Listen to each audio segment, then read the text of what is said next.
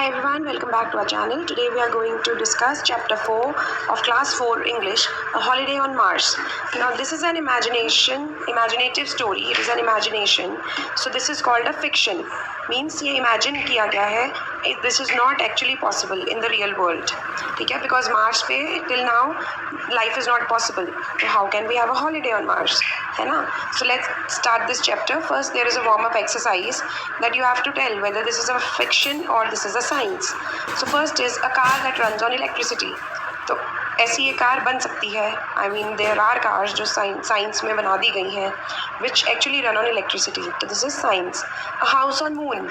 Moon पे house, it is an imagination because we know life is not possible on moon. A device that tells you the route to any place.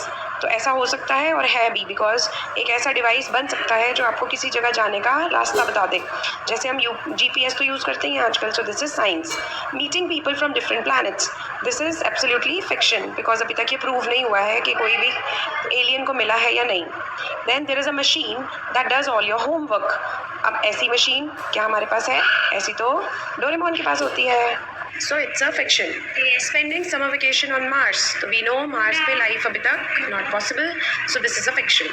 Now let's start the story. Story start करने से पहले हम थोड़ा सा ये discuss करते हैं कि स्टोरी है क्या. This is actually a story about 3 children जो मार्स पे गए हैं. ठीक है, और ये तो मार्स पे हैं, हॉलीडे करने गए हुए हैं और मार्स से अब उन्होंने वापस आना है. तो वापस आने तक अभी वो अर्थ पे पहुँचे नहीं हैं, मार्स पे ही हैं, बट वहाँ पे उनके साथ क्या क्या होता है. It is a story about that their experience कि मार्स पे उनके साथ क्या हुआ. वो मार्स पे गए और उसके बाद उनके साथ क्या हुआ. तो let's start. Steve and Sue are visiting the glass dome colonies on planet Mars along with their family friend. तो इससे हमें क्या पता चल रहा है कि 2 बच्चे हैं. these are actually अभी बच्चे तो आगे जाके पता चलेगा, but these are 2 characters, Steve and Sue. और ये कहाँ पे है? मार्स में गए हुए हैं.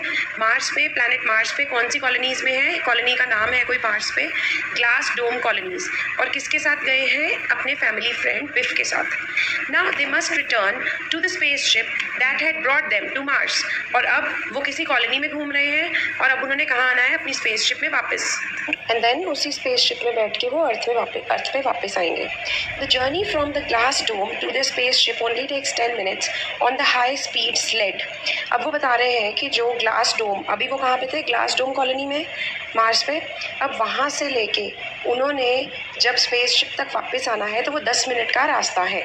ठीक है, और वो आएंगे कैसे वापस? उनकी स्पेसशिप और ग्लास डोम कॉलोनीज़ में 10 मिनट का जो रास्ता है वो कैसे कवर करना है? On high speed sleds. Sleds क्या होती हैं? जिसपे आपने देखा होगा ना पिक्चर्स में, जिसपे सेंटा क्लॉज बैठ के राइड करते हैं, that is called a sled. तो उस पर बैठ के, और वो कैसी स्लेड है? हाई स्पीड, बहुत तेज़ चलने वाली. तो उस पर बैठ के उन्होंने ग्लास डोम कॉलोनी से वापस आना है स्पेसशिप पे, और वो रास्ता कितने का है? 10 मिनट्स का. So they decide to step out and watch the rockets being launched. अब वो वापस जब ग्लास डोम कॉलोनी से बाहर निकलते हैं, वो डिसाइड करते हैं कि चलो हम बाहर जाते हैं और हम ना जो रॉकेट लॉन्च हो रही है ना बाहर, वो देखते हैं.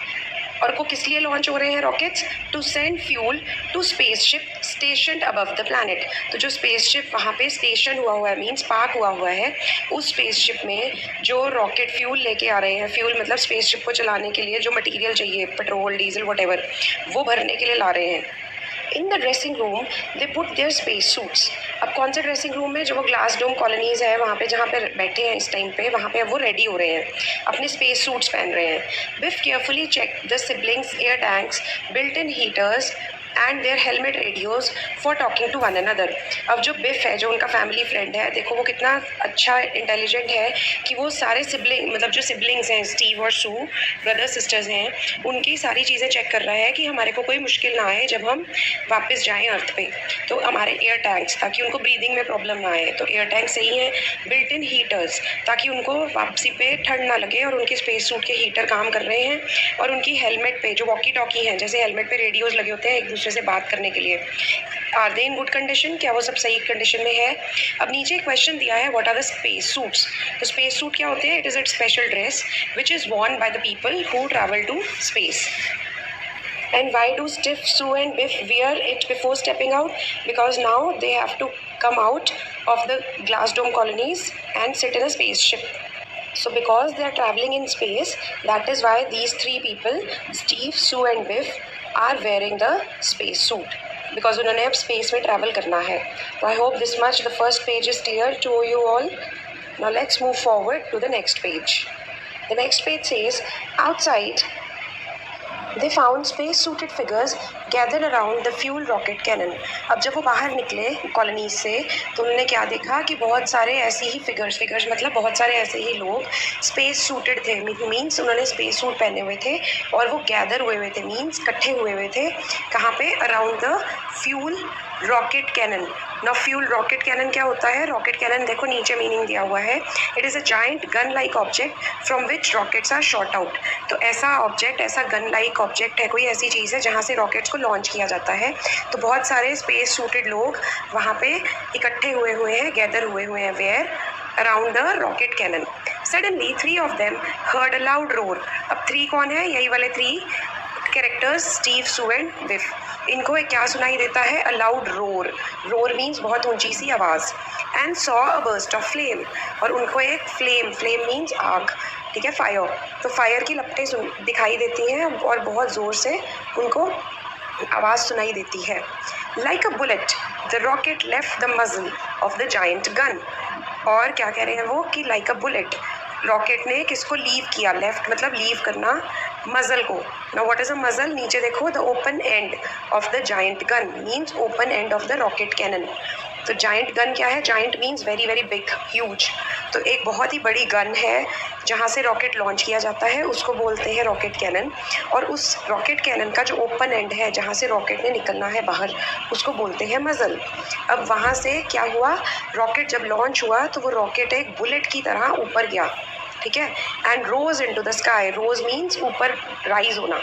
तो रॉकेट जब उस गन से छूटा तो वो बुलेट की तरह स्काई में लॉन्च हुआ, गया, स्काई में राइज हुआ. They will be shooting off more, Biff said. Biff कह रहा है कि अभी तो और भी बहुत सारे रॉकेट्स लॉन्च होंगे. Our ship is at the end of the canal. हमारी ship. Now which ship are they talking about? Space ship, जिसमें बैठ के उन्होंने अर्थ पे वापस आना है. तो वो कह रहे हैं जो हमारी स्पेस शिप है वो तो हमारे canal means, canal here means the ice canal spread throughout the planet. तो मतलब अब उनकी इमेजिनेशन है, क्या दिखा रहे हैं वो, ये जो भी नरेटर है या स्टोरी जिसने लिखी है उसने क्या इमेजिन किया हुआ है कि ये प्लैनेट पे हर जगह आइस ही आइस है, ठीक है. तो वो जो पूरा आइस का रास्ता है उसको वो बोल रहा है कैनाल. अब वो कह रहा है बिफ कि हमारी जो स्पेसशिप है वो इस कैनाल के, इस रास्ते के एंड में है. और ये कैसा रास्ता है? आइस से ढका हुआ.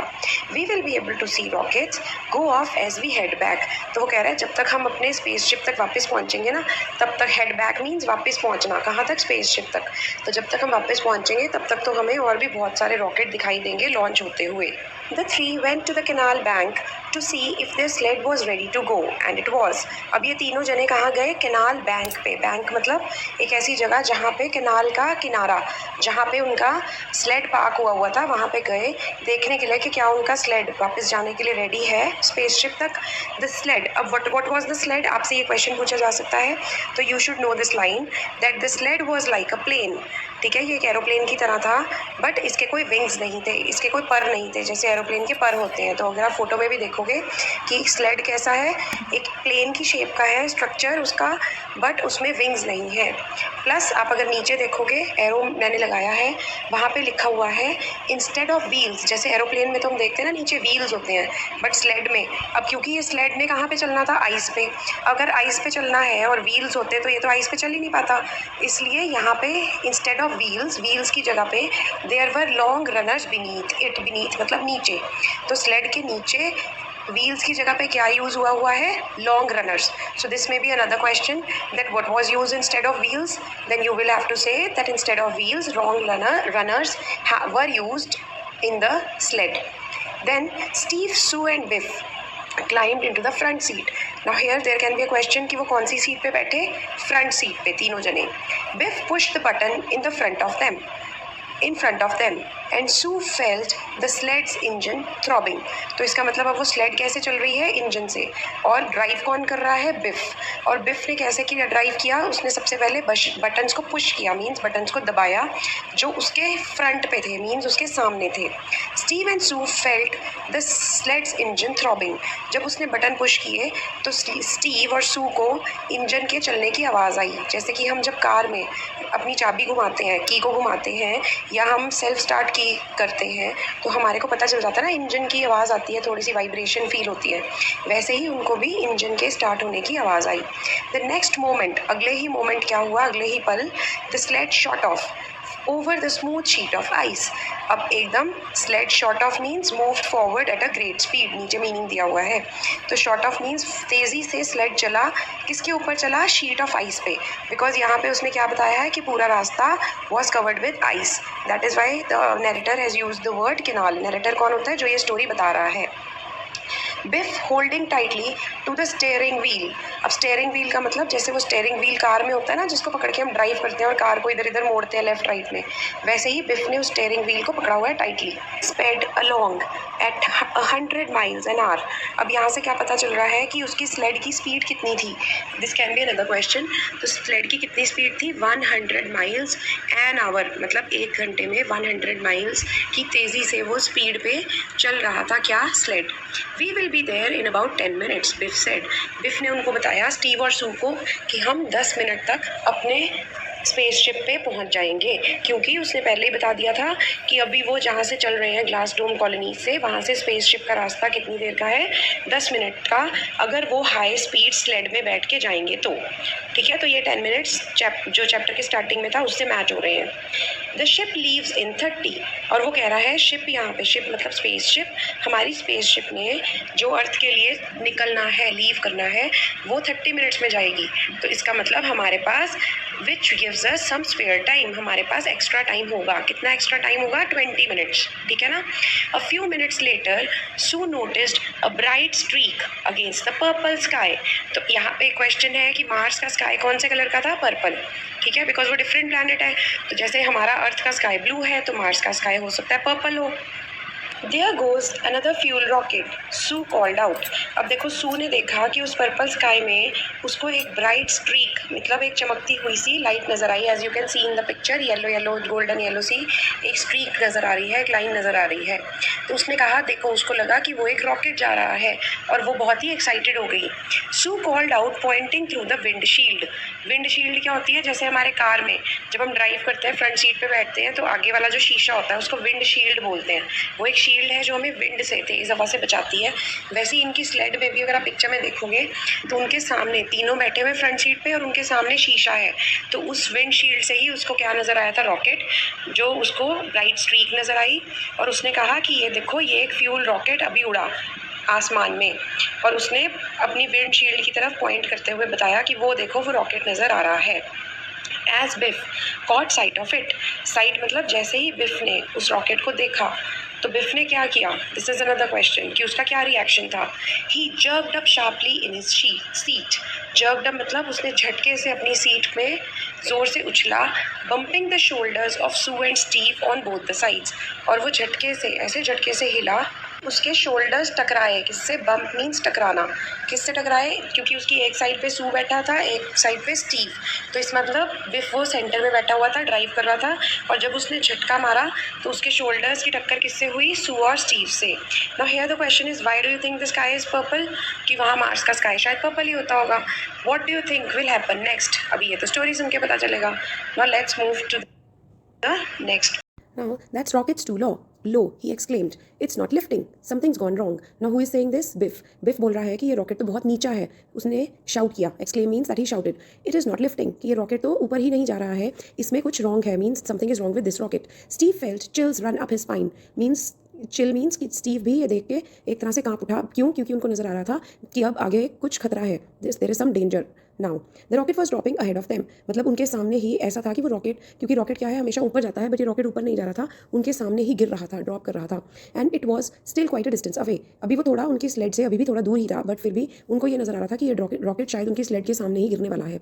But even Steve knew that it would make a terrible blast when it struck the ice. और स्टीव को भी ये पता चल रहा था कि अगर ये रॉकेट कहीं पे भी वहाँ पे गिर गया तो वहाँ पे बहुत एक टेरिबल मीन बहुत बुरी तरह से ब्लास्ट हो जाएगा, एक्सप्लोजन हो जाएगा. Biff's feet hit the brakes of the sled. अब बिकॉज वो रॉकेट उनको अपने स्लेड के सामने ही दिख रहा था तो उनको ये लग रहा था कि हमारा स्लेड ही उसके अंदर टक्कर ना हो जाए रॉकेट के साथ उसकी. तो बिफ ने फटाफट से अपनी स्लेड की ब्रेक्स मारी and the runners chewed into the hard ice pack. और जो रनर्स थे मीन्स जो नीचे जो स्लेड के रनर्स थे वो chewed into means if you see the meaning below it means dug into. तो जब आप बहुत ज़ोर से ब्रेक मारते हो किसी भी व्हीकल की तो एकदम से जब वो रुकते हैं उसके टायर्स या वट एवर, अब इसमें टायर्स तो नहीं थे बट उसके रनर्स थे, तो जैसे ही बहुत ज़ोर से ब्रेक लगी तो रनर्स उस हार्ड आइस के अंदर दब गए.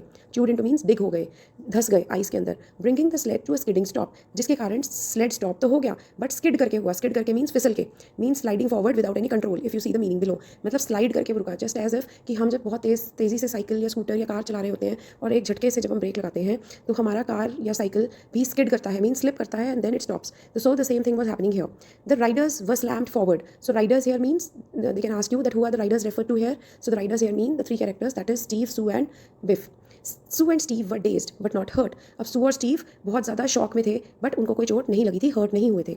When Steve's mind cleared, अब क्योंकि वो शॉक में थे तो जब स्टीव को थोड़ी सी होश आई, मीन्स जब हम एकदम से शॉक में होते हैं तो हमें कुछ समझ नहीं आता कि ये हुआ क्या. तो जब उसको थोड़ा सा रियलाइज़ हुआ कि अब सब ठीक है, उसने देखा that Biff had thrown himself over in front of Sue and him to protect them. तो उसने देखा कि बिफ ने अपने आप को उन दोनों के सामने गिरा दिया था ताकि to protect them here means Steve and Sue, ताकि उनको कोई चोट ना लगे. बट इन डूइंग दिस, पर जब बिफ ने ऐसा किया उसकी his helmet had thumped means टकराना अगेंस्ट द विंडशील्ड. उसकी हेलमेट विंडशील्ड से टकराई. He was now slumped over and not moving. Slumped over means collapsed and fell in forward direction, means वो आगे की तरफ गिर गया और अब वो मूव नहीं हो रहा था. Why? Because probably he was unconscious now, उसको होश नहीं था, बेहोश हो गया था. Just then they felt the shock of the explosion. और उसी टाइम उनको एक बहुत ज़ोर से ब्लास्ट या एक्सप्लोजन किया शॉक फील हुआ. शॉक मतलब झटका फील हुआ.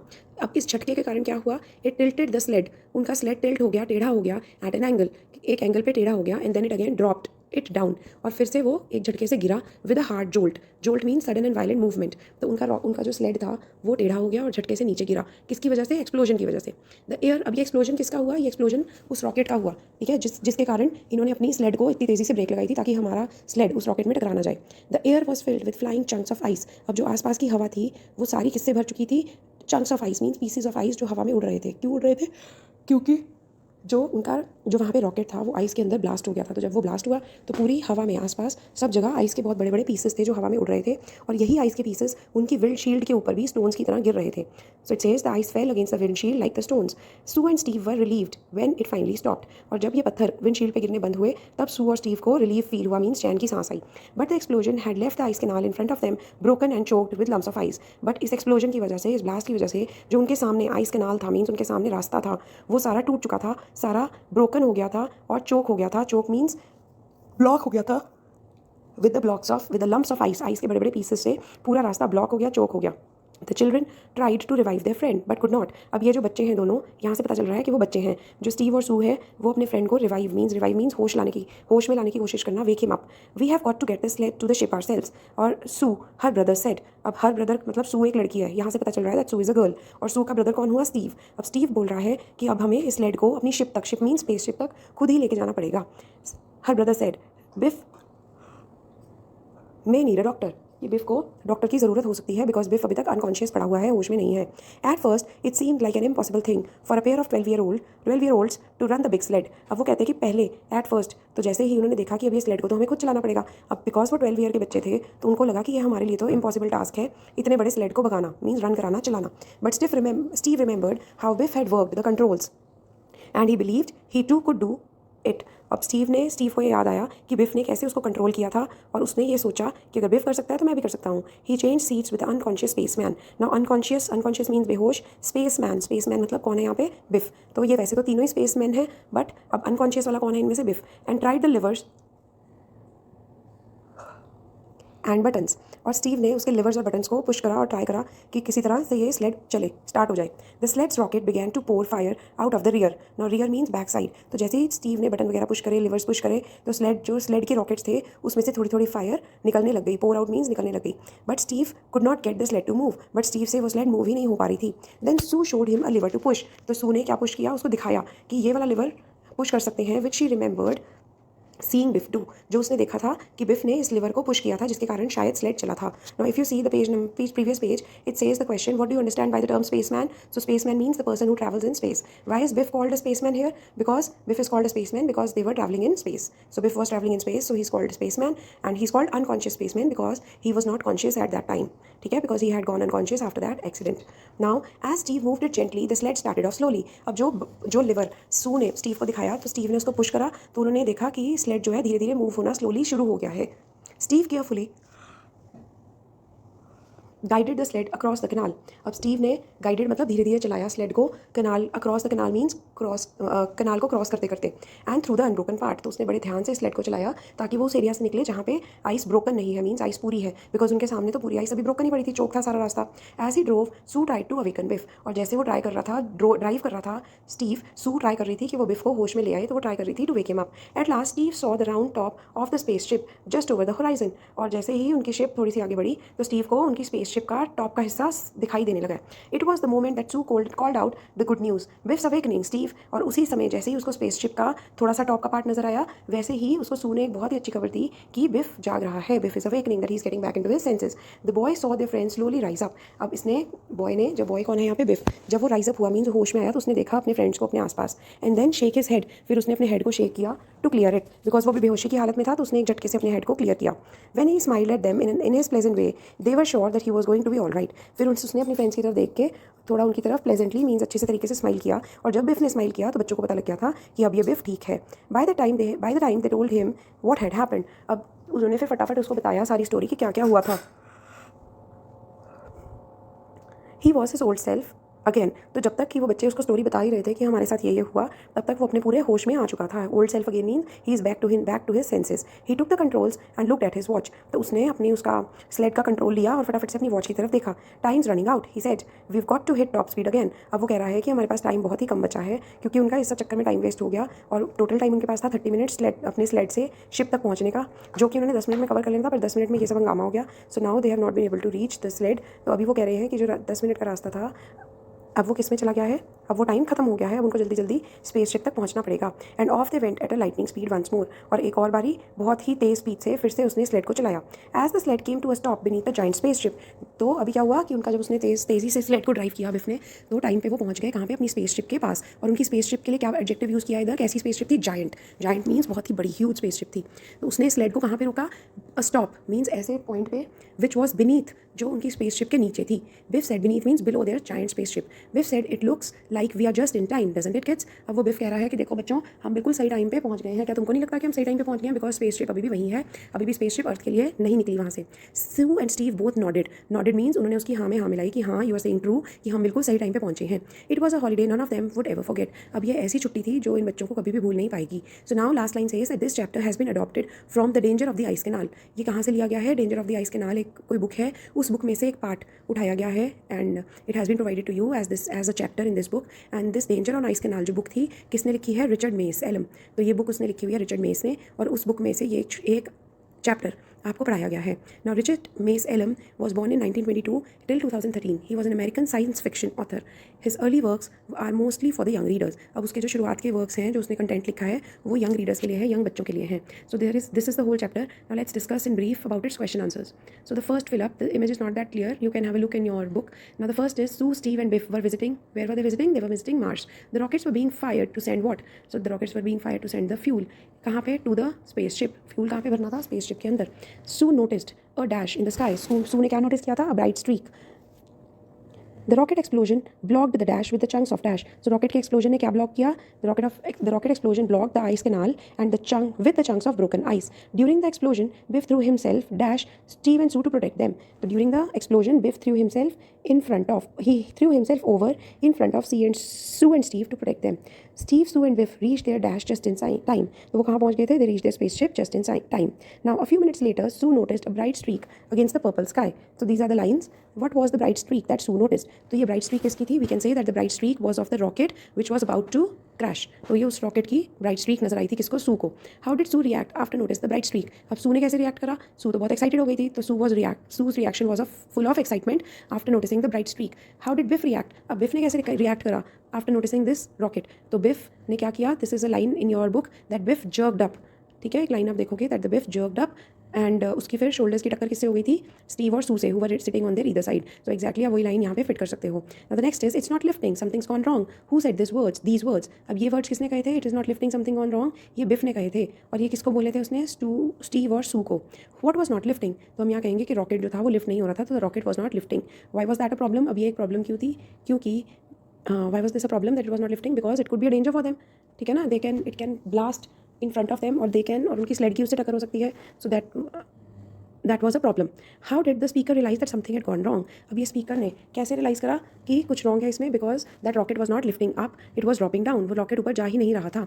Now next question says that Sue and Steve are courageous and clever children. Do you agree, तो yes, you will say yes, we very much agree that Sue and Steve are courageous and clever children. Pick lines from the text in support of your answer. अब आप इससे कौन सी lines बता सकते हो, आप बता सकते हो that after the explosion when Biff was unconscious, Sue and Steve, though they were only 12-year-old kids, but they still did not lose their hope, they did not lose their hope, they were not hopeless, they still managed to motivate themselves that if Biff could drive, then they could also drive the sled, and then they tried their best, and Sue, during that time, Sue was trying to wake up Biff, and Steve was driving the sled, and they both were trying to recall that what all buttons and levers are to be pushed. So they both are clever and courageous children. ये ऐसा नहीं कि वो रोने लग गए थे. What relationship do Sue and Steve share with Bill? तो हम कहेंगे कि Sue and Steve are siblings, and and Biff is their family friend. Support your answer with the examples from the text. So you can give the example कि हमें कहाँ से पता चलता है कैसा रिलेशनशिप है. नंबर 1 फर्स्ट इज़ दैट, ये तो मेंशन ही है फर्स्ट पेज पे, that beef was the family friend. अब उनका रिलेशन कैसा है, there relation is of trust and care, because when Biff was unconscious, Sue was continuously trying to wake her up, and when Biff was expecting that there could be an explosion, or when he knew that there could be a danger, he threw himself over in front of Sue and Steve. उसने खुद को उन दोनों के आगे गिरा दिया था, to protect them. So their relationship is very good, and it is full of trust and care, right? So I hope this chapter is clear, and I've discussed the question and answers as well. The important thing is that you first have to understand the chapter in detail, and I hope this would help you. Please do comment in the comment section if you need clarification on anything else. Thank you. Do subscribe to our channel. Stay safe and stay connected.